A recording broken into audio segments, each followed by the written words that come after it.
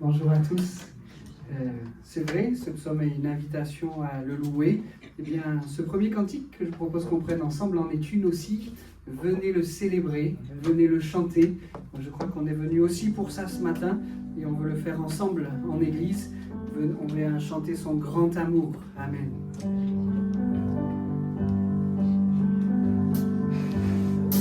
Venez le célébrer, son grand amour, venez le chanter. Le Fils de Dieu est venu donner la vie.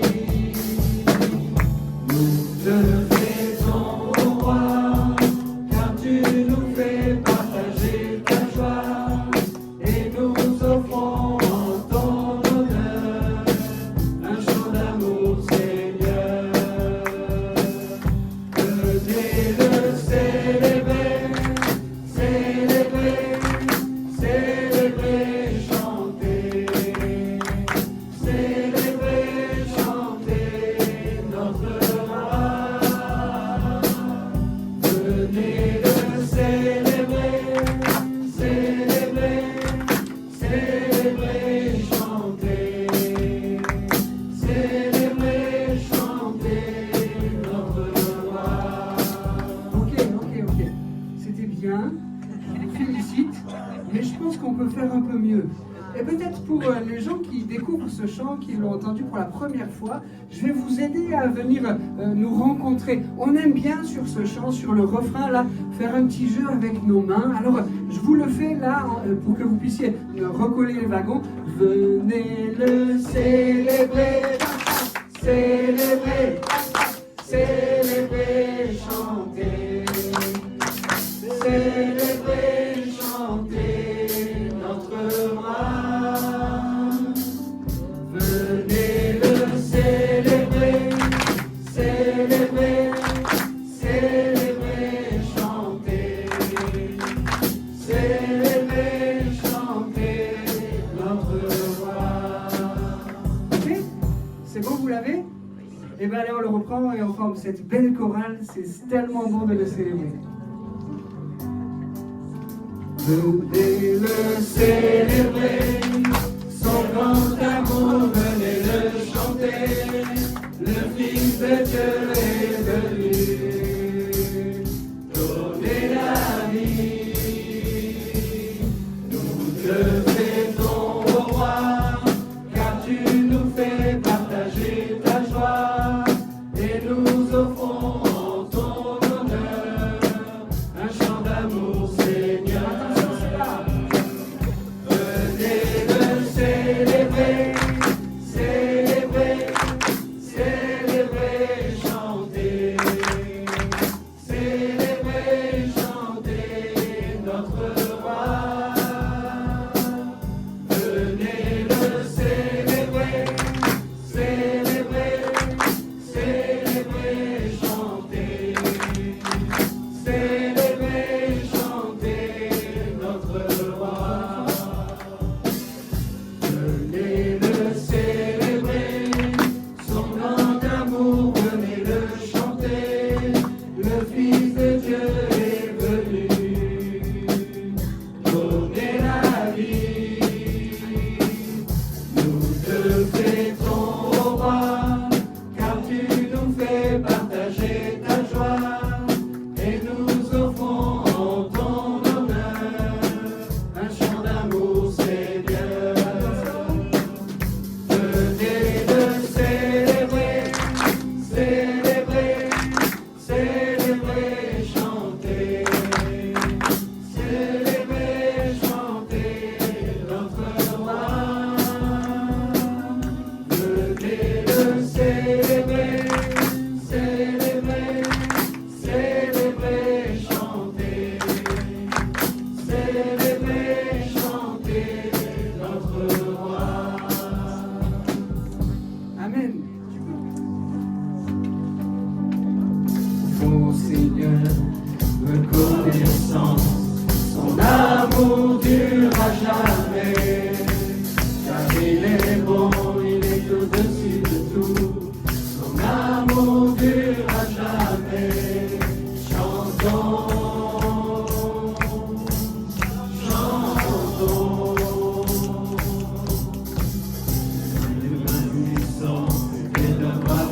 perdu, son amour durera jamais. Il nous donne une vie nouvelle, son amour durera jamais. Chantons, chantons, chantons, chantons. Jamais Dieu est fidèle, à jamais Dieu est grand, à jamais Dieu est avec nous, à jamais, à jamais, à jamais Dieu est fidèle, à jamais Dieu est grand, à jamais Dieu est avec nous, à jamais, à jamais, à jamais. Du soleil jusqu'à son couchant, son amour dure à jamais. Par la grâce de Dieu, nous persévérons, son amour dure à jamais. Chantons, chantons, chantons, chantons. À jamais Dieu est fidèle, à jamais Dieu est grand, à jamais Dieu est avec nous, à jamais, à jamais, à jamais Dieu est fidèle, à jamais Dieu est grand, à jamais Dieu est avec nous, à jamais, à jamais, à jamais. Offrons au Seigneur. Offrons au Seigneur reconnaissance, son amour dure à jamais. Car il est bon, il est au-dessus de tout, son amour dure à jamais. Chantons, chantons. D'une puissance et d'un pas tendu, son amour dure à jamais. Il nous donne une vie nouvelle, son amour dure à jamais. Chantons, chantons, chantons, chantons. À jamais Dieu est fidèle, à jamais Dieu est grand, à jamais Dieu est avec nous, à jamais, à jamais, à jamais Dieu est fidèle, à jamais Dieu est grand, à jamais Dieu est avec nous, à jamais, à jamais, à jamais.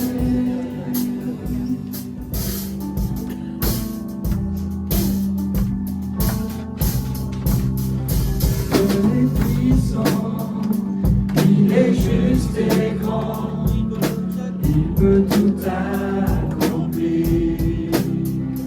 Plus haut que nos pensées, plus haut que nos désirs, il a fait de grandes choses. Élevé, il a vaincu la mort. Oui, oui, mon Dieu est puissant. En son nom, j'ai la victoire. Le Seigneur, mon Dieu est puissant. Alléluia.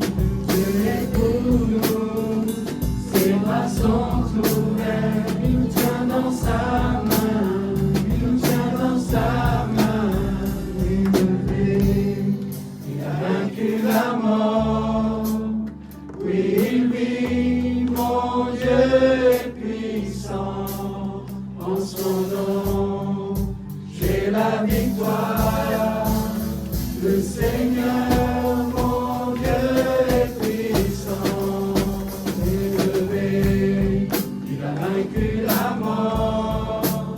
Oui, oui, mon Dieu est puissant, en son nom, j'ai la victoire. Le Seigneur, mon Dieu est puissant, le Seigneur, mon Dieu est puissant, le Seigneur, mon Dieu est puissant. Dieu est ici, sa grâce nous conduit, il ne s'éloigne jamais, il ne s'éloigne jamais. Dieu est pour nous, ses bras sont ouverts, il nous tient dans sa main, il nous tient dans sa main. Auprès de Dieu, que je veux me tenir, et mon Seigneur, mon roi. C'est auprès de Dieu que je veux ressentir tout l'amour qu'il a pour moi. C'est auprès de Dieu que je voudrais grandir, entendre le son de sa voix. Je viens devant le trône, par ta grâce je me tiens, en ta présence je lève les yeux vers le Dieu saint, pour contempler ta face, je veux rester près de toi. C'est auprès de Dieu que je veux me tenir, et mon Seigneur, mon roi. C'est auprès de Dieu que je veux ressentir tout l'amour qu'il a pour moi. C'est auprès de Dieu que je voudrais grandir, entendre le son de sa voix.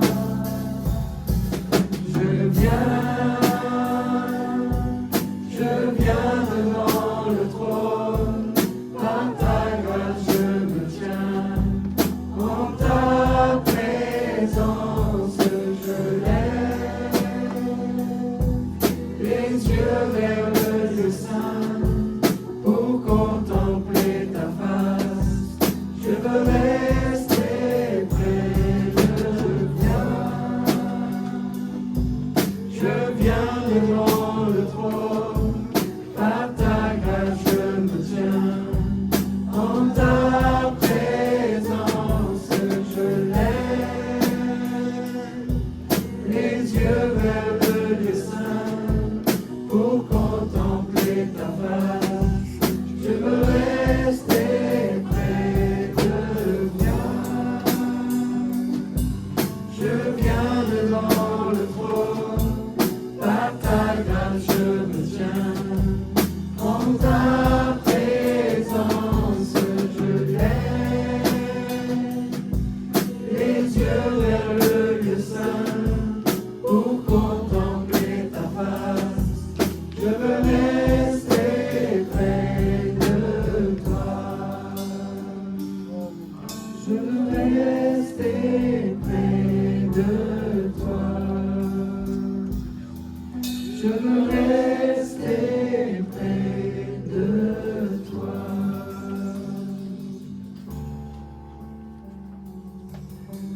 Jésus, nous te courons, nous t'aimons, mon roi. Présence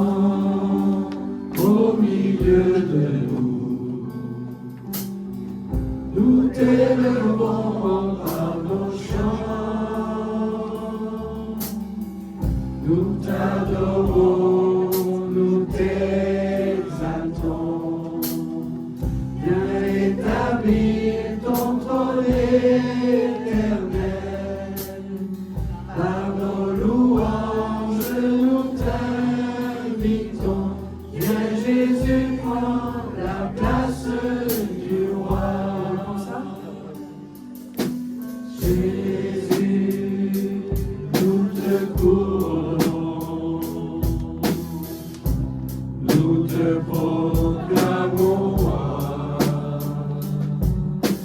Présent au milieu de nous, nous t'élevons par nos chants, nous t'adorons, nous t'exaltons. Viens établir ton trône éternel. Par nos louanges, nous t'invitons. Viens Jésus, prends la place du roi. Nous t'adorons, nous t'exaltons.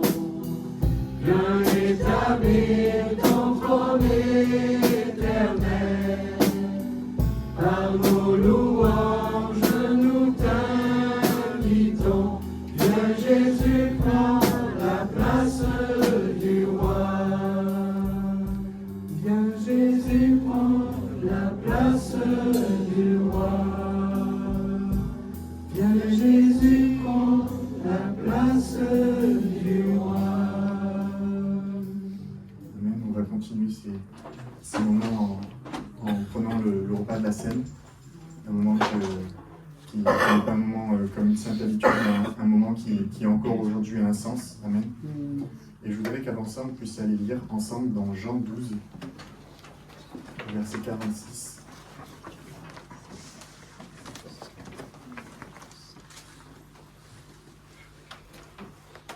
Jean 12, 46, qui nous dit « Moi, c'est Jésus qui parle, moi la lumière, je suis venu dans le monde, afin que quiconque croit en moi ne reste pas dans les ténèbres. Si quelqu'un entend mes paroles mais n'y croit pas, ce n'est pas moi qui le juge, car je suis venu non pour juger le monde, mais pour le sauver. » Amen. Il y a quelque temps, je faisais du sport avec un ami qui est meilleur que moi, et à la fin de la séance, il m'a dit il y a un point positif, c'est que tu peux ne que évoluer. Et je me suis dit, c'est une parole encourageante, c'est une parole qui aurait pu dire plein d'autres choses, plein d'autres choses à améliorer, mais non, il a voulu me tirer vers l'avant. Et Jésus, ce matin, il est pas venu pour juger ton comportement, pour juger ta foi chrétienne, pour juger ta grandeur dans ce monde, mais il est venu pour te sauver. Il est venu pour nous sauver, il est venu pour nous dire qu'il nous aime. Et ce matin, on va prendre le repas de la scène en disant, Seigneur, tu n'es pas venu pour juger qui je suis, tu n'es pas venu pour juger mon péché. Je veux te demander pardon pour mes péchés, je veux te demander pardon pour mes fautes, parce que je sais que tu es venu pour me sauver. Et ce matin encore, Jésus, il est la lumière du monde. Ce matin encore, il veut nous dire qu'il nous aime, qu'il n'est pas là pour nous juger comme ce monde peut le faire, mais qu'on peut venir à lui simplement en ayant cette assurance qui veut nous tirer vers le haut, qui veut nous sauver. Amen. Demander à Johan et Jean-Luc, si vous voulez bien venir pour distribuer le repas de la scène. De son trône, de son ciel de pureté, Jésus-Christ est descendu jusqu'à nous, pécheurs perdus. De toujours, il est Dieu, roi de la terre et des cieux, mais ce dépouillant de tout, Jésus va mourir pour nous. Jésus-Christ est Seigneur, il est sorti du tombeau, il est Seigneur. Tout genou fléchira, toute langue confessera que Jésus est Seigneur. Il était l'éternel roi, mais renonçant à ses droits, en s'implore mon serviteur, Jésus vint vers nous pécheurs.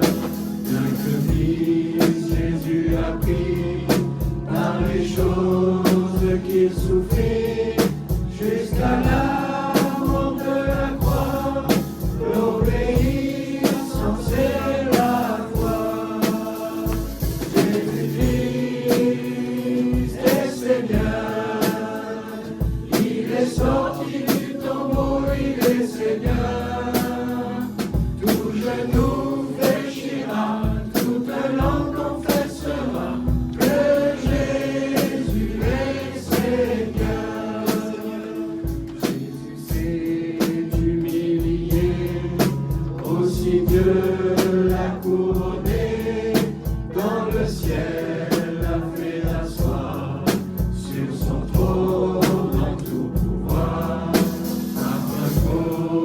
nom de Jésus, tout genou soit abattu, et que dans tout l'univers, les hommes puissants consternent. Jésus-Christ est Seigneur, il est sorti du tombeau, il est Seigneur. Tout genou fléchira, toute langue confessera que Jésus est Seigneur. Jésus-Christ est Seigneur, il est sorti du tombeau, il est Seigneur. Tout genou fléchira, toute langue confessera que Jésus est Seigneur. Genou fléchira, toute langue confessera que Jésus est Seigneur. Alléluia. Gloire au Seigneur. Il est vainqueur. Alléluia. Qu'il est bon de célébrer Dieu, de le chanter, peut-être avec un chant ancien qui a fait plaisir aux anciens, mais je crois à nous tous, parce qu'il rappelle combien Jésus-Christ est sorti victorieux. Oui, il a offert sa vie sur la croix, mais oui, il est ressuscitant vainqueur, et il est celui qui nous ouvre les portes du ciel. Amen. On va maintenant ouvrir la Bible, la parole de Dieu. Et en introduction à ce message, je vais donner une recommandation. Ne soyez pas choqués par le titre que j'ai donné à mon message. Peut-être que celui-ci il va plaire aux plus jeunes. Vous avez vu, il y a le chant pour les plus anciens, mais peut-être le titre pour les plus jeunes. J'ai voulu intituler ce message, et vous allez comprendre pourquoi, « L'Église, c'est le pied ». L'Église, c'est le pied. Pourquoi ça? Est-ce que déjà, vous connaissez l'origine de cette expression? Ça nous vient des pirates. Quand ils avaient récolté un gros butin, ils le mettaient, on peut l'imaginer là, sur la proue du navire, sur le sol, ils l'étalaient sur le sol, et le capitaine des pirates, avec le pied qui lui restait, prenait la mesure du trésor, et à partir de la taille de son pied, il divisait les portions pour chacun des marins, pour chacun des pirates. Et donc, quand c'était le pied, c'était le jour de paix, c'était le jour où chaque matelot, chaque pirate recevait une partie du butin. La comparaison doit s'arrêter là, hein. L'Église ne doit pas être un repère de pirates. Vous êtes d'accord avec ça? Pourquoi est-ce que j'ai choisi ce titre, L'Église, c'est le pied? Parce que la Bible utilise souvent l'image du pied pour véhiculer un message. Et j'aimerais qu'on puisse appliquer ces textes qui nous parlent du pied à la vie de l'Église en disant « Seigneur, on veut que ton Église soit belle », c'est ce que ça signifie, hein. L'Église c'est le pied, ça veut dire l'Église c'est bien, l'Église c'est un bon moment, l'Église c'est quelque chose de bon et de précieux. Eh bien, j'aimerais qu'on puisse prendre les différents textes qui nous parlent du pied pour dire « Mais c'est ça que je veux vivre dans mon Église. C'est ça que je veux vivre alors que je me réunis, c'est ça que je veux vivre ici dans ce lieu. » La première fois que la Bible fait une référence au pied, on ne retrouve pas ce mot, mais c'est le terme de talon qui est utilisé, c'est dans le tout premier livre de la Bible, dans le livre de la Genèse. Et on est même au tout début du livre de la Genèse, parce que l'homme et la femme viennent juste de désobéir. C'est le chapitre 3, c'est le chapitre de la chute, et ça y est, l'Église fait référence au pied. Je vous invite à le lire avec moi, Genèse chapitre 3, verset 15. Genèse chapitre 3, verset 15. « Je mettrai inimitié entre toi et la femme, entre ta postérité et sa postérité. Celle-ci t'écrasera la tête et tu lui blesseras le talon. » On est dans un contexte où tout n'est que fragile. Parce qu'on va voir que cette première expression concernant le pied est signe de fragilité. On est dans un contexte où tout n'est que fragile. L'homme et la femme ont été fragiles face à la tentation. Adam et Ève l'ont été. On a vraiment le droit de leur jeter la pierre parce que jamais nous n'avons été fragiles devant la tentation. Vous êtes d'accord avec ça, hein? Non, toujours solide, toujours vainqueur face à la tentation. Eh non, On a aussi, nous, été fragiles. Et dans ce contexte, je le disais, tout n'est que fragile. L'homme et la femme ont été fragiles face à la tentation. Ils cherchent à cacher leur fragilité. Hier, alors qu'on était réunis en réunion d'ados, Rémi nous parlait de la peur. Et l'homme qui a découvert ce sentiment de la peur et qui cherche à se cacher, ils cherchent à cacher leur fragilité à Dieu. Ils se cachent, ils accusent l'autre. Il y a plein de contextes là qui soulignent la fragilité. Et dans ce contexte de fragilité, il y a le verset 15 qui apparaît comme une grande victoire alors que l'homme vient de s'éloigner de Dieu, alors que le péché vient de rentrer dans son cœur. Le verset 15 apparaît comme une grande victoire. Dieu parle au tentateur, Dieu parle au serpent, au diable. Et je mettrai une inimitié entre toi et la femme, entre ta postérité et sa postérité. Celle-ci t'écrasera la tête. On est là dans la grande victoire. Le serpent, le diable sera vaincu. Mais le texte signale aussi, et tu lui blesseras le talon. On est donc dans un contexte de fragilité, mais avec un passage, avec un verset qui apparaît. Plusieurs l'ont appelé le proto-évangile. C'est la première mention du message du salut, du message de l'évangile dans la Bible. Et ça me fait tellement de bien de voir que sitôt que l'homme a chuté, tout de suite Dieu apporte la solution en présentant le message de l'évangile.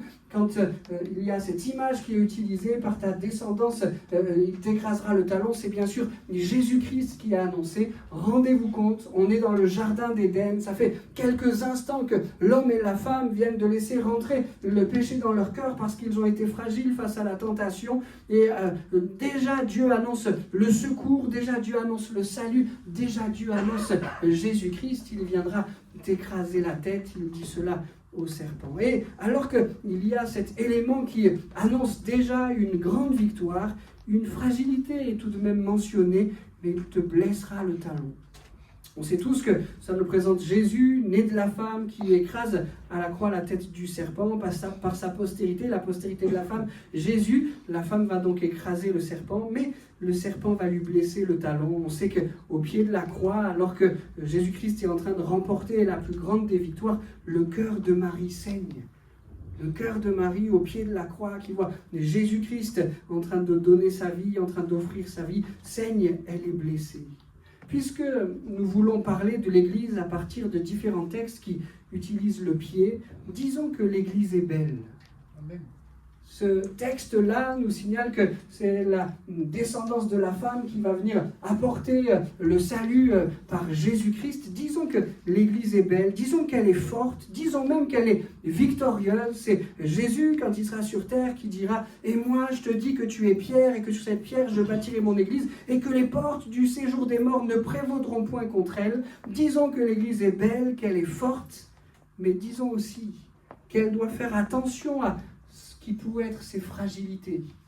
Puisque le terme est utilisé, on pourrait presque utiliser une expression triviale, païenne, il faut que l'Église fasse attention à son talon d'Achille, son point de fragilité. Elle est belle, elle est forte, elle est puissante, et Jésus-Christ va venir la chercher pour l'emmener dans le ciel avec lui. C'est des moments merveilleux, des moments glorieux, et si ce verset marque une grande victoire, il marque aussi un point de faiblesse. Seigneur, nous voulons que l'Église dans laquelle tu nous as placés soit belle, soit forte et qu'elle soit victorieuse. Mais on sait que pour qu'elle le soit, il faut qu'elle fasse attention à son talon, attention à son talon d'Achille, attention à sa faiblesse. Le diable cherchera à blesser l'Église. Il cherchera à l'atteindre, il cherchera à la diviser, il cherchera à la faire taire, il cherchera à l'endormir. Il a bien tout un panel là de choses pour venir blesser l'Église, pour venir abîmer l'Église. Mais si l'Église veut rester forte, si l'Église veut rester victorieuse, si l'Église veut rester puissante, elle doit veiller. Elle doit veiller à son point de fragilité, elle doit veiller à son talon d'Achille. Ça veut dire quoi que l'Église doit veiller? Qu'est-ce que ça signifie de manière concrète dans ma vie, dans ta vie quotidienne? Comment l'Église doit veiller? Elle doit veiller par la prière. Jésus-Christ l'a appris. Elle doit veiller aussi à être attentive, elle doit faire preuve de discernement. Quelquefois, les pièges que le diable met devant l'Église pour essayer de l'abîmer, atteindre son talon d'Achille, quelquefois ces pièges ils sont grossiers. C'est un petit serpent qui pose une toute petite question dans le jardin d'Éden, qui vient mettre un tout petit doute dans le cœur de la femme, puis dans le cœur de l'homme, et puis qui les invite à faire un tout petit péché, manger du seul fruit du jardin que Dieu avait interdit l'accès. Une petite chose qui vient faire tomber l'être humain, qui vient faire rentrer le péché dans son cœur. Dans l'Église, c'est peut-être pas sous la forme d'un serpent qui nous invitera à un petit péché de manger un fruit, mais c'est une parole qui entraîne un petit conflit, qui entraîne une petite blessure, qui entraîne des séparations, et on pourrait multiplier les exemples. Seigneur, nous voulons veiller. Nous voulons veiller à ce qui est notre point de fragilité. Peut-être que le tien ne sera pas le mien, que le mien ne sera pas le tien. Peut-être que devant mon point de fragilité, celui sur lequel moi je dois veiller, toi tu seras très fort, mais ton point de fragilité sera ailleurs. Et pour que l'Église ensemble soit forte, pour que l'Église ensemble soit victorieuse, il est important que chacun de ses membres puisse veiller à son talon d'Achille. Je ne vais pas faire la promotion de ce qui est une culture qui n'est pas biblique et une histoire qui n'est pas biblique, mais vous savez, vous connaissez l'histoire d'Achille, et d'où cette expression du talon d'Achille. C'est dans la mythologie grecque, la maman de ce bébé Achille voulait le rendre invulnérable, et donc elle l'a plongé dans une rivière qui avait la capacité de le rendre invulnérable, mais pour le plonger dans cette rivière, elle le tenait par le talon. Et donc le talon n'a pas été recouvert par l'eau capable de le rendre invulnérable. Et quelques années plus tard, alors qu'il était sur le champ de bataille, la flèche l'a atteint sur son talon d'Achille, sur son point de fragilité, et il est décédé à cause de cela. Alors je ne raconte pas ça comme une histoire vraie, hein, c'est une mythologie grecque, mais je crois que cela doit nous enseigner. On veut faire attention à notre talon d'Achille, à notre point de fragilité, parce que c'est là que l'ennemi viendra pour chercher à nous faire tomber. Quel est ton talon d'Achille? Quelle est la tentation sur laquelle tu as le plus de mal de dire non? Quel est le point pour lequel tu as le plus de mal à te positionner, à prendre quelque chose de franc? Le diable viendra essayer d'appuyer sur ce point-là pour te faire tomber. Et si nous voulons que l'Église soit forte, si nous voulons qu'elle soit victorieuse, si nous voulons, allez, je reprends l'expression de ce titre, si nous voulons que l'Église soit le pied, il faut que chacun d'entre nous puissions veiller à notre point de fragilité, à ce sur quoi le diable voudra appuyer pour essayer de nous faire tomber. Si nous veillons sur cela, c'est là alors que nous serons forts et victorieux. Comment est-ce que l'Église doit veiller? On a dit en priant, en faisant office de discernement, en mettant bien sûr la parole de Dieu en pratique. Si Adam et Ève avaient répondu au serpent, oui, Dieu a réellement dit, ce serait arrêté ici. Parce que le serpent avait posé une question, est-ce que Dieu a vraiment dit qu'il ne fallait pas manger de ce fruit, etc. etc.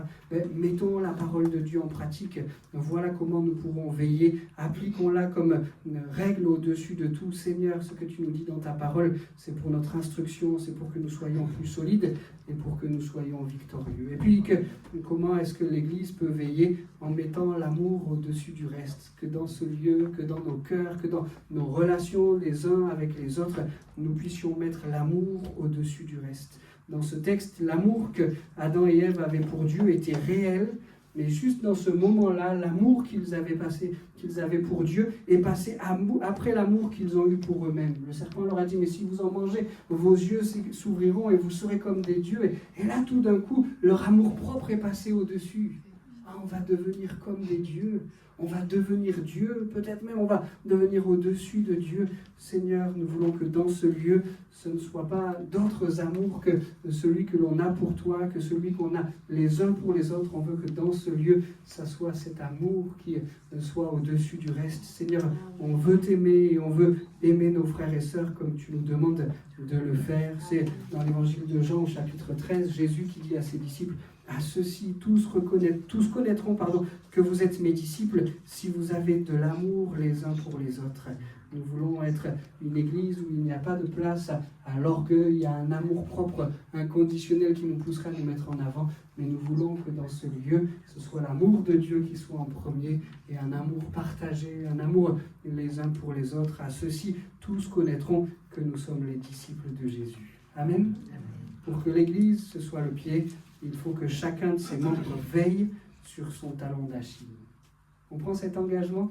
Seigneur, je vais faire attention à ce qui est pour moi une fragilité, je vais y faire attention pour que ça ne soit pas pour moi et pour l'Église un accès que le diable aurait pour venir m'atteindre et pour venir me faire du mal.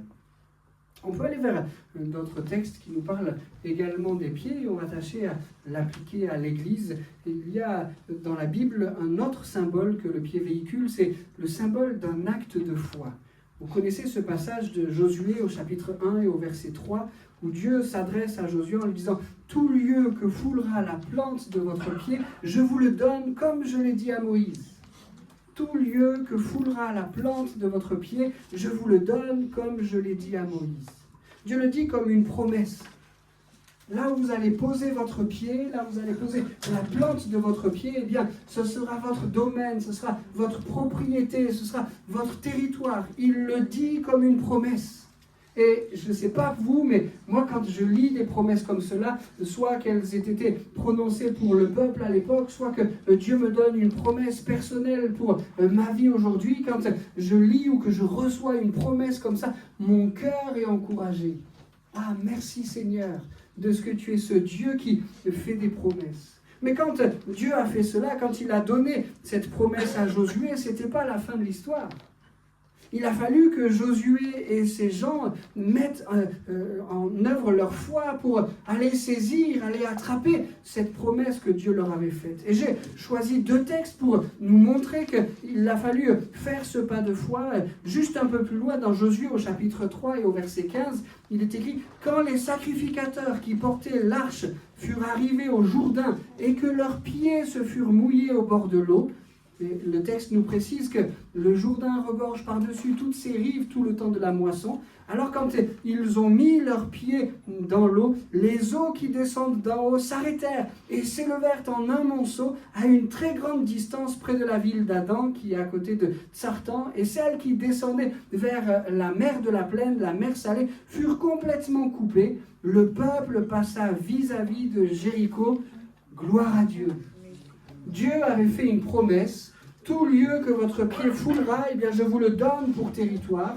Mais cette promesse que Dieu avait faite, si elle a fait certainement tellement de bien à Josué et à ses gens, il a fallu tout de même que Josué et ses gens fassent des pas de foi pour s'en saisir, pour la vivre, pour que ce territoire que Dieu leur avait promis soit réellement leur territoire. Et la première étape qu'il fallait faire pour saisir par la foi la promesse de Dieu, c'était de traverser le Jourdain.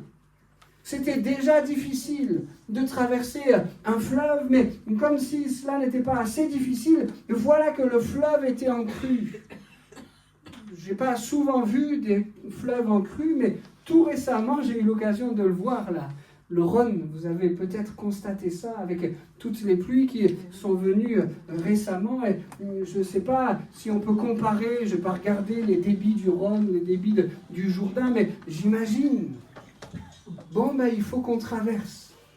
Et pas simplement les hommes armés qui sont solides, qui, comme Rémi nous le disait tout à l'heure, qui ont de l'endurance, de la force. Et pas simplement ces gens-là doivent traverser le Jourdain, mais le peuple tout entier. Le territoire que Dieu leur avait donné était de l'autre côté du Jourdain, mais pour aller s'établir dans ce territoire, il fallait déjà poser la plante de son pied dans le fleuve qui débordait de toutes parts. Quel pas de foi!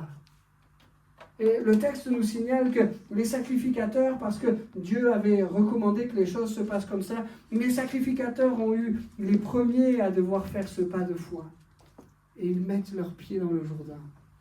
Et alors qu'ils ont ce pas de foi, alors qu'ils considèrent que la promesse de Dieu, elle est pour eux et qu'elle va s'accomplir, alors qu'ils font cela, le Jourdain s'ouvre et tout le peuple peut traverser. Ça, c'était la première étape, mais il y en a eu d'autres. Et on ne peut pas toutes les citer, mais pour n'en citer qu'une de plus, si on va encore un peu plus loin dans Josué, au chapitre 6 et au verset 16, Dieu avait fait la promesse, tout lieu que foulera la plante de ton pied, je te le donne. Dieu avait déjà exaucé une partie de cette promesse en permettant à tout le peuple de traverser le Jourdain. Ça y est, ils sont dans le pays de la promesse, mais voilà qu'ils font maintenant face à Jéricho. Une ville qui n'a pas simplement une fortification, mais deux. Elle est réputée comme imprenable sur tout le territoire. Et il faut, là encore, que le peuple fasse ce pas de foi et qu'il considère que ce que Dieu a dit, il va pour eux l'accomplir. Et donc, dans Josué, au chapitre 6 et au verset 16, à la 7e fois, comme les sacrificateurs sonnaient des trompettes, Josué dit au peuple, « Poussez des cris, car l'Éternel vous a livré la ville. » Et au verset 20, le peuple poussa des cris et les sacrificateurs sonnèrent des trompettes. Lorsque le peuple entendit le son de la trompette, il poussa de grands cris et la muraille s'écroula. Le peuple monta dans la ville, chacun devant soi. Ils s'emparèrent de la ville. Gloire à Dieu. Quelle est notre attitude en face des promesses de Dieu? Elles doivent nous encourager. Elles doivent être cette bouée de sauvetage qui nous permet là de garder la tête hors de l'eau. Le Seigneur a promis et il va le faire. Mais la promesse de Dieu, ça ne doit pas être simplement cela. On aime les recevoir, elles encouragent notre cœur, mais est-ce que nous sommes de ceux qui y ajoutent en foi? Ici, le peuple a décidé, parce que Dieu le lui avait demandé, d'aller faire le tour de la ville. La ville a des remparts élevés, des fortifications. Et le peuple, le premier jour, va, avec ses pieds, c'est comme ça qu'on fait le tour d'une ville, va faire le tour de la ville, sans rien dire. Le deuxième jour, ils vont à nouveau faire le tour de la ville. Le troisième jour, jusqu'à 7 jours. Et le 7e jour, ils ne vont pas faire le tour simplement une fois, mais ils vont le faire 7 fois. Dieu avait fait une promesse. Mais Dieu attendait d'eux qu'ils mettent leur foi en action pour que cette promesse puisse trouver son accomplissement. Et alors qu'avec leurs pieds, on est là le 7e jour, et c'est la fin du 7e tour de la ville, Josué dit maintenant criez. Qu'est-ce que ça voulait dire ces cris? C'était des cris qui annonçaient une victoire, alors que la muraille n'avait pas bronché. La muraille était toujours devant eux. Et Josué leur dit, maintenant, vous allez proclamer la victoire. Ça y est, on est vainqueur. Non mais Josué, il ne s'est rien passé, on n'a pas dégainé une épée, on ne sait toujours pas comment on va passer de l'autre côté. Et le peuple va mettre sa foi en action.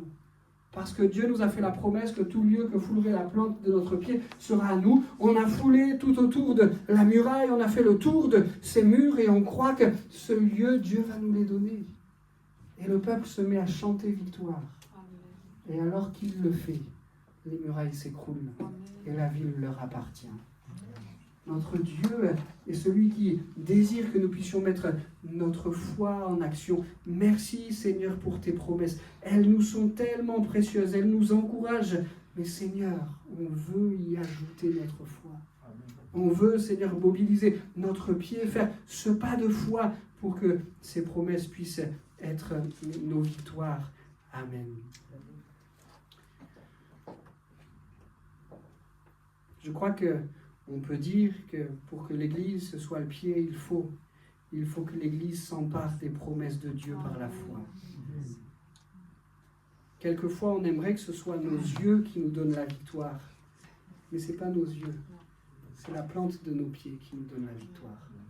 Quelquefois, on voudrait attendre pour chanter les cris de victoire, que les murailles soient écroulées. Et là, ça y est, on pousse des cris de victoire. Mais le Seigneur nous dit, ce n'est pas notre voix ou ce n'est pas nos yeux, c'est pas ce que nos yeux voient qui nous donne la victoire, mais c'est nos pieds. Seigneur, donne-nous de savoir faire ces pas de foi, ceux qui nous permettront de rentrer dans la victoire. Dans le livre d'Hébreux, au chapitre 2, au verset 8, l'auteur dit « Tu as mis toutes choses sous ses pieds ». Il parle des pieds de Jésus. Tu as mis toutes choses sous ses pieds. En effet, en lui soumettant toutes choses, Dieu n'a rien laissé qui ne lui fût soumis. Cependant, nous ne voyons pas encore maintenant que toutes choses lui soient soumises. On comprend le contexte de ce verset. La Bible dit que Dieu a tout mis sous les pieds de Jésus et que toute domination, toute autorité, tout cela est sous ses pieds. Le texte dit, mais par contre, nous ne voyons pas encore cela. On comprend pourquoi, parce qu'il y a encore autour de nous des triomphes du diable, des triomphes de l'ennemi, et des choses qui sont difficiles à vivre et à connaître. Et pourtant, on sait que la victoire est déjà acquise. Et Jésus-Christ viendra et cette domination sera visible partout. On l'a chanté tout à l'heure. Tout genou fléchira, toute langue confessera que Jésus-Christ est Seigneur. Alors, on comprend le contexte de ce verset, mais appliquons-le avec ce qu'on est en train de dire. On ne voit pas toujours que la domination ou la victoire que Jésus-Christ a emportée, on ne la voit pas toujours, mais nous pouvons la croire par la foi. Ce ne sont pas nos yeux qui doivent nous faire saisir la victoire, mais c'est nos pas de foi, nos démarches de foi. Avançons la plante de nos pieds vers la victoire et nous la verrons s'accomplir. Pour que l'Église ce soit le pied, il faut qu'en elle réside la foi. Jésus a tout accompli et il demande à l'Église de saisir ses victoires dans la foi. Amen. Dit comme cela, ça peut sembler facile. Et peut-être qu'il y a quelques sentiments dans le cœur de certains en disant « Jean-Emmanuel, mais ce que tu dis, ça semble facile, allez, on va saisir ça par la foi et tout est réglé et tout est beau. » Dit comme ça semble facile. Et pourtant, dans cette démarche-là, il n'y a rien de facile. Demandez aux sacrificateurs si ça a été facile de mettre la plante de leurs pieds dans le Jourdain qui débordait de toutes parts. Ça n'a pas été facile.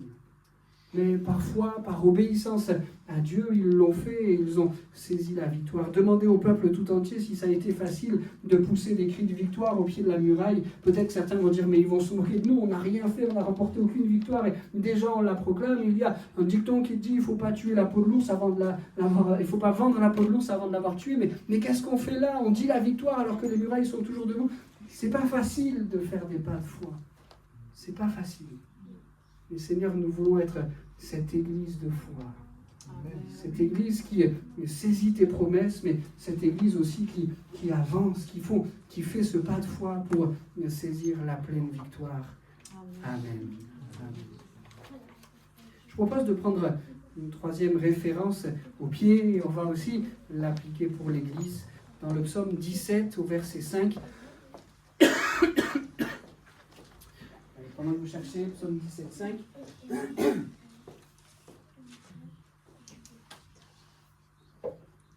Il faut que j'hydrate le chat que j'ai dans la gorge. Psaume chapitre 17, verset 5. Mes pas sont fermes dans tes sentiers, mes pieds ne chancellent point. Mes pas sont fermes dans tes sentiers, mes pieds ne chancellent point. On voit avec ce verset que les pieds dans la Bible sont aussi des symboles de persévérance. Ce que nous présente le psalmiste ici, ce n'est pas quelque chose de ponctuel qui est rapidement récompensé par une bénédiction, mais c'est quelque chose d'habituel, de renouvelé, de fait encore et encore, qui porte ses fruits dans la durée. On aimerait bien que la marche du chrétien, ça soit un effort là, ponctuel, qui tout de suite est récompensé. Ah, merci Seigneur pour ça. Et il y a bien des circonstances où Dieu permet que ça soit comme ça. Mais souvent, Dieu nous demande d'avoir une habitude persévérante qui porte ses fruits dans la durée. Dit autrement, Dieu attend de ses enfants qu'ils soient persévérants et les pieds en sont le symbole. La marche, elle fonctionne avec ce symbole. Si vous avez un parcours, allez, 20 km, vous devez faire 20 km. Si vous dites, allez, je vais y arriver, en un pas, je vais y arriver. Allez, vous vous entraînez, en un pas, 20 km. Je peux déjà vous dire, baissez les bras. Abandonnez, c'est pas possible, vous n'y arriverez pas. Mais si par contre vous prenez la même distance, 20 km, et que vous dites pas, allez, en un pas, je vais y arriver, et que vous dites, peu importe le nombre de pas, mais j'irai jusqu'au bout. Peu importe la fatigue, mais j'irai jusqu'au bout. Peu importe les ampoules, mais j'irai jusqu'au bout. Eh bien, pas après pas, je peux déjà vous dire, alors que vous n'avez pas encore franchi la ligne de départ, je peux déjà vous dire, vous allez y arriver.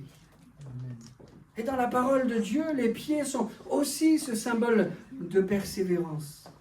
La vie chrétienne, c'est pas de faire 20 km en un seul pas. Quelquefois, on aurait envie de pouvoir chausser les bottes de 7 lieues. Vous connaissez, on est dans les récits extra-bibliques ce matin. Et vous connaissez les bottes de 7 lieues? Celui qui les enfile peut faire 7 lieues en un pas.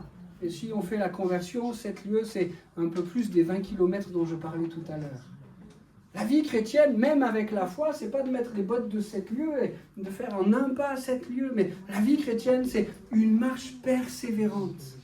Seigneur, je veux marcher avec persévérance. D'ailleurs, avec cette marche persévérante, cette marche pas à pas, il y a toujours un verset qui m'a interpellé. C'est dans le psaume le plus long de la Bible, le psaume 119 au verset 105. « Ta parole est une lampe à mes pieds et une lumière sur mon sentier. » Vous avez déjà médité sur ce verset? Ta parole est une lampe à mes pieds. Personne ne met une lumière ou personne ne met une lampe à ses pieds. Tout le monde sait que plus la source de lumière est mise en hauteur, plus elle éclaire loin. Vous êtes d'accord avec ça? C'est pour ça que dans l'éclairage public, les lampadaires sont relativement hauts, ils ne sont pas au niveau du pied, parce que plus la source de lumière est près du sol, moins elle éclaire, loin. La Bible, elle ignore rien de cette vérité qu'on pourrait presque qualifier de scientifique. La Bible, elle sait ça. Tout le monde sait que plus le point lumineux est mis en hauteur, plus il éclaire loin. La Bible le sait aussi. D'ailleurs, dans un autre texte, Marc chapitre 4, 21, Jésus dit, il leur dit encore, apporte-t-on la lampe pour la mettre sous le boisseau ou sous le lit? N'est-ce pas pour la mettre sur le chandelier? Donc la Bible n'ignore rien de cette vérité. Et pourtant, elle choisit de dire, ta parole est une lampe à mes pieds. Ta parole est une lampe à mes pieds, une lumière à mes pieds. Je crois qu'il y a là encore l'image de la persévérance. Jésus-Christ est celui qui éclaire notre marche un pas après l'autre. Il sait où il veut nous conduire. Il sait où il veut nous emmener. Lui voit l'objectif. Mais il fait le choix d'éclairer notre marche un pas après l'autre. Et on pourrait presque faire le parallèle avec ce que nous avons dit à l'instant d'avant. Ça nous demande la foi. Seigneur, je fais encore ce pas. Comme pour Abraham, je fais ce pas sans savoir où est-ce que tu me conduis, sans savoir où il allait, mais je sais que le lieu où tu me conduis, c'est le lieu qu'il me faut. Amen. C'est le lieu dont j'ai besoin, parce que tu connais mieux que moi-même mes besoins. Et donc, sa parole est une lumière à mes pieds, une lampe à mes pas, une lumière sur mon sentier. Merci Seigneur pour ça. Je crois que pour que l'Église ce soit le pied, il faut qu'elle accepte une marche persévérante. Un pas après l'autre. Un pas tous les jours, plusieurs pas par jour, pour que le Dieu qui est fidèle nous permette de faire ce constat. Deutéronome 8.4. Ton vêtement ne s'est point usé sur toi, et ton pied ne s'est point enflé pendant ces 40 années. Et vous vous souvenez de quoi est-ce que ce texte fait mention? Les 40 années dans le désert. Le peuple a fait un pas après l'autre. Malheureusement, pas toujours pour aller de l'avant, quelquefois pour aller en arrière. Mais alors que cette parenthèse de désert est terminée, le peuple peut alors faire ce constat. Il a eu tellement de mal à le faire pendant la marche, mais à la fin, il peut le faire. C'est le Seigneur qui souligne cela. Mais attends, réalise. Pendant ces 40 ans, ton vêtement ne s'est pas usé. Tes pieds, pas après pas, ne sont pas enflés. Tu as pu terminer, tu as pu rentrer dans le pays de la promesse, sauf pour bien sûr la génération qui n'a pas voulu, qui a désobéi, mais le Seigneur a été fidèle et il a conduit son peuple jusque dans le pays de la promesse. Seigneur, nous voulons faire un pas après l'autre. Et si ce n'est pas aujourd'hui ou maintenant dans un moment de désert, je sais que si je suis fidèle dans ma persévérance un pas après l'autre, viendra le moment où tu me permettras de faire ce constat. Seigneur, tu as été là pour chacun de mes pas. Et mes pieds n'ont pas été enflés. Mon vêtement ne s'est pas usé. Tu es celui qui m'a permis d'aller jusqu'au bon port. Amen. Et puis je vais prendre un quatrième et dernier passage pour nous parler de textes qui nous parlent des pieds et qui nous permettent de faire un parallèle avec l'Église.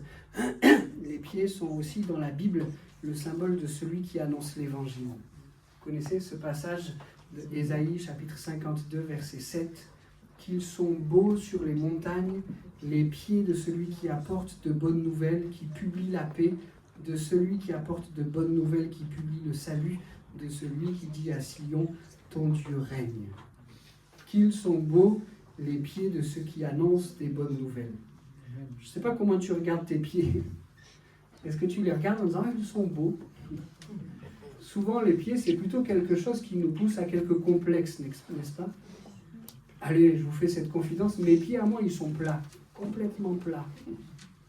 Et souvent, les pieds, c'est symbole de complexe. Les miens sont plats, peut-être que les tiens sont trop petits, trop grands. On pourrait multiplier les complexes. Je ne sais pas comment tu vois tes pieds. La Bible dit qu'ils sont beaux les pieds de ceux qui annoncent des bonnes nouvelles. Peu importe comment tu vois tes pieds, peu importe si tu les mets au service de la bonne nouvelle. Si tu les mets au service de la bonne nouvelle de l'Évangile, ils seront beaux. Ne regarde pas tes pieds avec complexe, mais regarde ce que Jésus veut en faire. Jésus-Christ s'adressera à Paul en ces termes, on le lit dans Actes 26, 16. « Mets-toi, lève-toi et tiens-toi sur tes pieds, car je te suis apparu pour t'établir ministre et témoin des choses que tu as vues et de celles pour lesquelles je t'apparaîtrai. » Paul, à ce moment-là, aurait pu, on pourrait presque dire aurait dû, être arrêté par tous ses complexes. Il vient de faire la rencontre de ce Jésus qu'il a persécuté. Il allait partout pour attaquer la doctrine de ce Jésus, pour enfermer les chrétiens. Et avec beaucoup de zèle, il faisait ça. Mais voilà que sur le chemin de Damas, Jésus l'arrête, Jésus se montre à lui.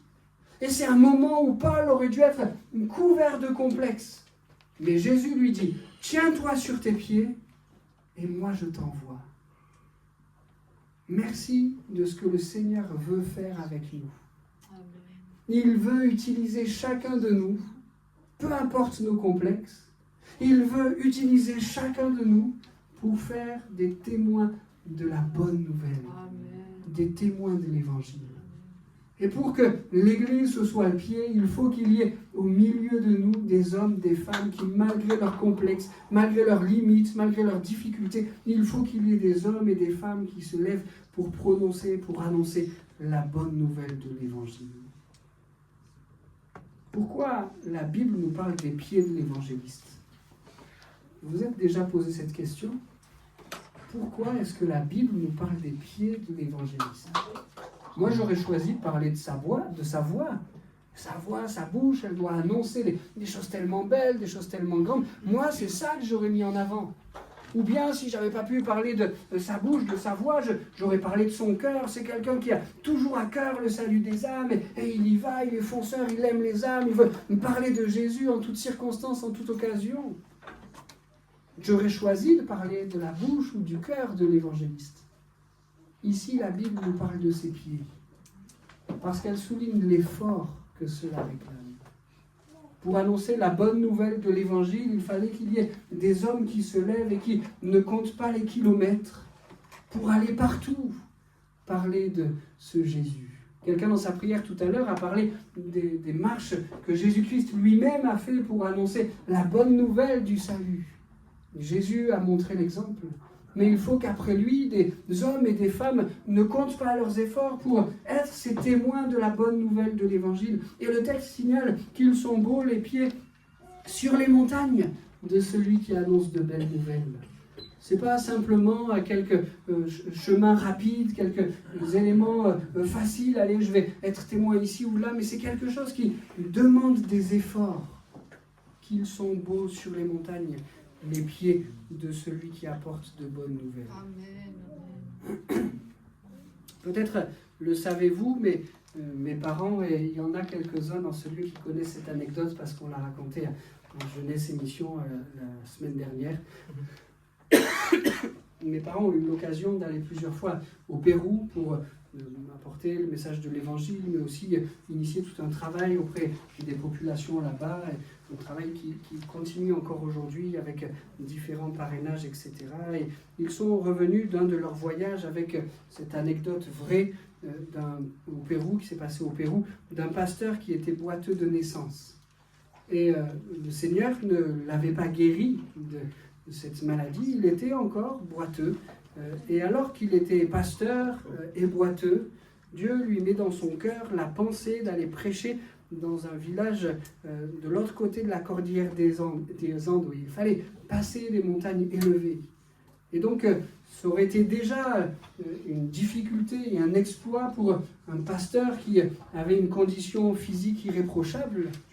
Et donc cet homme se met à lutter contre cette pensée, mais Dieu envoie quelqu'un d'autre. Comment est-ce que moi, avec mon handicap, je vais pouvoir aller être un témoin de qui tu es, de cette lumière de l'autre côté? Il faut traverser toutes ces montagnes. Et ce pasteur se met à lutter contre cet appel, contre cette pensée. Seigneur, envoie quelqu'un d'autre. Mais c'est tellement fort dans son cœur qu'il il s'y résout à l'organiser, il n'en parle à personne. Si j'en parle, les gens vont se moquer de moi. Si j'en parle, ils vont dire « mais tu es fou, tu es pas capable », et ils vont alimenter mes complexes. Et c'est tellement fort dans son cœur que ce pasteur fait tous les préparatifs nécessaires et sans rien dire à personne, il entreprend ce grand voyage. Avec peine, il arrive dans ce village et il commence à parler de la bonne nouvelle de Jésus. Mais alors qu'il annonce ce message, il voit que dans le cœur des gens, il y a quelques hostilités. Et comme on a l'impression que ça n'existe plus aujourd'hui, qu'on voit cela que dans les textes bibliques ou les textes anciens, les hommes commencent à ramasser des pierres sur le sol et il se dit « mais ils vont me lapider, ils vont me lapider ». Et alors qu'il persévère à annoncer le message de l'Évangile, l'animosité grimpe jusqu'à un moment où, avec sa démarche, il cherche à fuir. Je fais court, mais cherche à se cacher dans une première maison, mais il n'y parvient pas. Et finalement, il est rattrapé. Finalement, ce ne sont pas les pierres qui l'attendent, mais c'est l'emprisonnement. Et il se retrouve en prison dans un petit village perdu de la cordillère des Andes. Et là, il se dit, mais j'ai annoncé à personne où j'allais. Je vais être oublié dans ma cellule. Personne ne sait que je suis ici. Personne ne me recherchera. Personne ne viendra m'aider. Et il s'en remet à son Dieu. Seigneur intervient, Seigneur agit. Et alors que les jours passent, il y a un des gardiens de la prison qui est complètement défait. Il y a un membre de sa famille, je ne me rappelle plus, peut-être sa fille.